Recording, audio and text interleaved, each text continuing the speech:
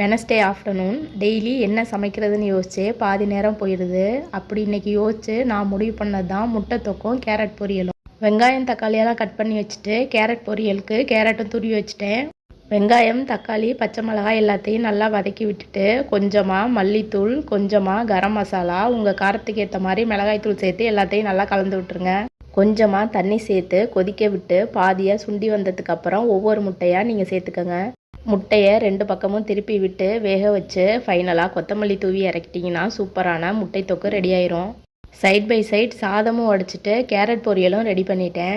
Carrot பொரியல் சாப்பிடும்போது தேங்காய் அதிகமாக சேர்த்து சாப்பிட்றது யாருக்கெல்லாம் பிடிக்கும்னு சொல்லுங்கள். யாரெல்லாம் திருவாரூர் பக்கத்தில் இருக்கீங்க, நாளைக்கு ஆழி தேரோட்டம் பார்க்க வருவீங்கன்னு மறக்காமல் எனக்கு கமெண்ட் பண்ணுங்கள்.